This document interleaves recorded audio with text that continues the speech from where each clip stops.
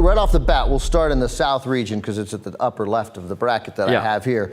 Obviously, Kentucky's a winner, but right off the bat, there's an interesting thing from a gambling point of view for people to pay attention to, and that's UConn. Everybody's going to want to take UConn. Everybody wanted to take them in the Big East tournament. They did pretty well, winning a couple of games. Who's everyone that wanted to take them in the Big East tournament?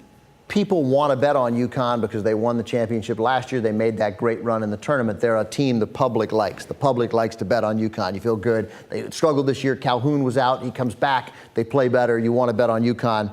I don't think you lose 13 games by accident. And I like Iowa State to win that game, and I definitely like them to cover. So just keep that in mind. It's not saying UConn's got NBA players on its roster. Not like they can't win that game, and they may well win that game. And they're one of the teams to probably beat Kentucky because you got NBA players on the roster. Well, yeah, and the biggest problem with UConn is that they have no one who's going to take the shot, the last second shot. And down the stretch in the Big East tournament, when they played Syracuse, their best player, Jeremy Lamb, literally did not want the ball. Yeah. And it's just two sophomores who lead the team. I don't like sophomores leading the team either, unless it's Kentucky. Well, yeah, well, they don't have a chance at Kentucky because sophomores at Kentucky are in their rookie seasons with the Except for Terrence Jones. Right, except for Terrence Jones, yeah. So anyway, UConn is not UConn last year. It's a different year. Stay away from UConn. You'll be glad you did. I'm taking UConn. Wichita State will beat VCU. I'm taking VCU. Not so much because VCU isn't worthy, but Wichita State is a good team, and a bunch of these metrics that break things down, and offensive and defensive efficiency, you could argue Wichita State one of the 10 best teams in the country. So I think Wichita State's going to make a nice run there to the Sweet 16, where they will eventually lose to Kentucky. You guys, Rick, Indiana?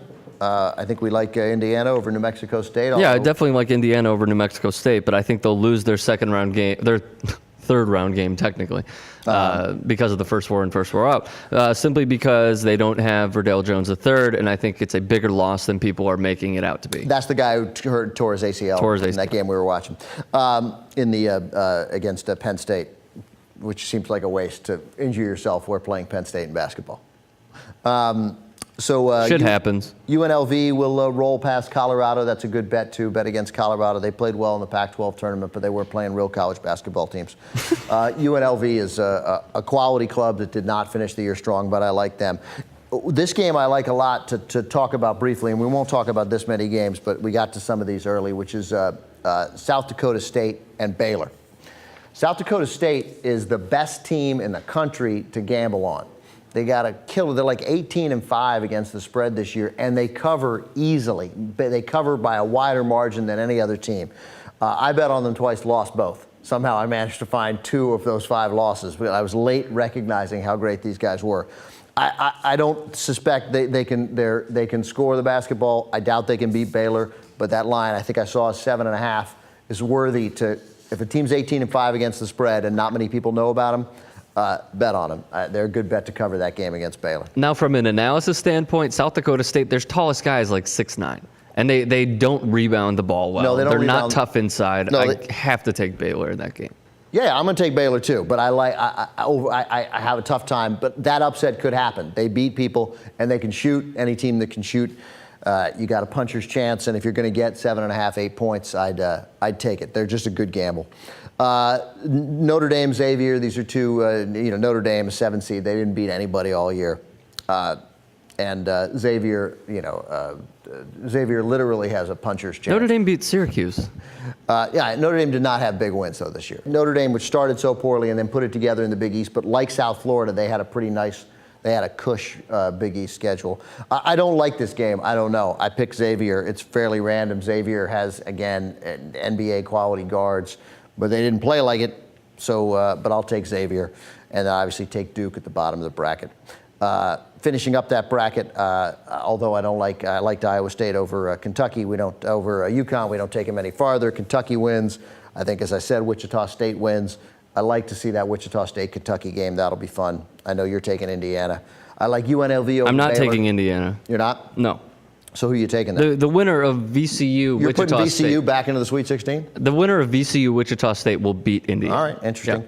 Yeah. I like UNLV to beat Baylor, but That's UNLV, a ballsy pick. Again, that team that beat North Carolina early in the year and played so well up until February can beat anybody. But here's the thing, UNLV, all their good wins are at home. Yeah, well, That's something to also take into consideration. I hear you. They're in Albuquerque. They're not far. and nobody's playing at home. So Xavier and Duke, obviously, I like UNLV to then beat Duke because I know they're capable of it, and Duke can, Duke is not Duke to Mike Krzyzewski, who I'm so eager to criticize. It just gets harder and harder to, because I feel like he's done a remarkable job with a team that is really, really flawed.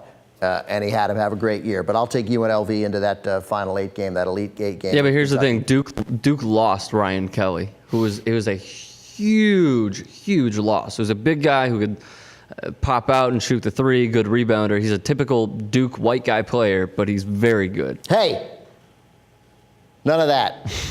Am I wrong? I think they have some others. I understand, but you know what I mean. Glancing at the television this year, they appear to have recruited a couple others of those guys.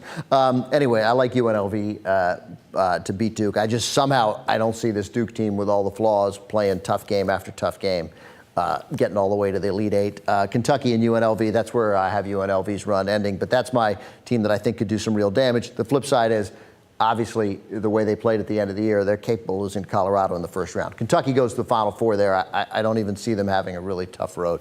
It's a pretty easy run. So you have Kentucky beating Wichita State, correct? I have Kentucky beating Wichita State, and then beating UNLV. Duke, and then okay. Kentucky over UNLV.